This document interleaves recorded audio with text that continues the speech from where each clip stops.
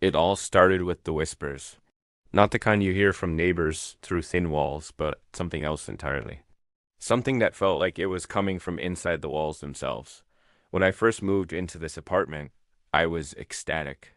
It was the perfect place, great location, affordable rent, and a charming, vintage feel. I was so caught up in the excitement of a new beginning that I dismissed the first few odd occurrences as just my imagination. A floorboard creaking in an empty room, a flicker of a shadow in my peripheral vision, the feeling of being watched when I was completely alone. The usual settling in noises of an old building. Or so I told myself. But then the whispers began. They were faint at first, like the rustle of leaves or a distant radio broadcast I couldn't quite tune into.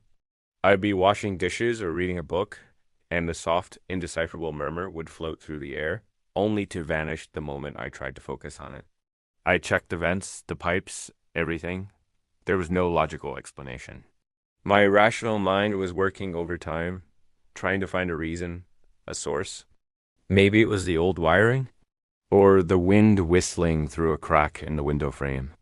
But deep down, a cold knot of dread was starting to form in my stomach. This felt different. This felt intentional. The first time I heard a clear word, my blood ran cold.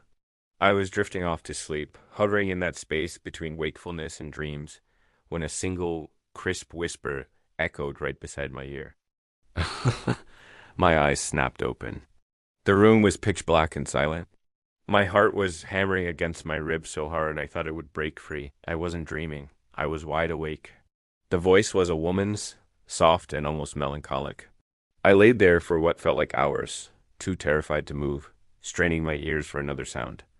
But there was only silence. A heavy, expectant silence that felt even more unnerving than the whisper itself. After that night, things escalated quickly. The whispers became more frequent, sometimes stringing together a few words, though I could never make out a full sentence. It was like listening to a conversation through a thick wall, catching only fragments. Then came the physical activity. Objects started moving on their own, not in a dramatic, movie-like way, but subtly.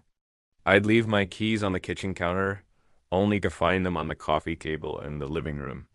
A book I was reading would be on the floor, spine open to a different page. At first, I thought I was just being forgetful, stressed out from work. I started taking pictures of where I left things, just to prove to myself I wasn't going crazy. And the pictures proved it. Things were moving. One evening, I was cooking dinner, music playing from my small speaker. Suddenly, the music cut out. I turned around to see the speaker was unplugged. The cord was lying neatly coiled on the floor, several feet away from the outlet. There's no way it could have just fallen out. It had been firmly plugged in. My stomach dropped. This wasn't just forgetfulness. This was something deliberately interacting with my space, my things. The feeling of being an intruder in my own home was becoming overwhelming. The playful, almost curious nature of the early events had shifted into something more insistent. It felt like whatever was here wanted to be acknowledged. The scariest moment, the one that made me realize I couldn't ignore this any longer, happened a few weeks later. I was in the shower, and the bathroom mirror completely fogged up, as it always did. But this time, as the steam started to clear, I saw writing. A single word had been traced in the condensation. Leave. It was written in messy, almost childlike script. I stood there, water pouring over me, frozen in place. The word seemed to stare back at me, a clear and undeniable message. This wasn't a draft or old pipes or a faulty speaker. This was a direct communication. And it was a threat. I started digging into the history of the building. I spent hours at the local library, sifting through old newspapers and city records. It took a while, but I finally found it. A story from the 1950s about a young woman who had lived in my very apartment unit. She had passed away suddenly, right here in the apartment, under circumstances that were never fully explained. The article was brief, but her name was listed. Let's call her Clara. Suddenly, the soft, melancholic whispers made a terrifying kind of sense. Was it Clara? Was she the one trying to communicate with me? Was she telling me to leave for my own safety? Or was she telling me to get out of her home? Armed with this knowledge, I decided to try something I never thought I would do. I decided to talk back. One night, sitting in the middle of my living room, the lights on, I spoke out into the empty space. I said her name. Clara? Is that you? I know you're here.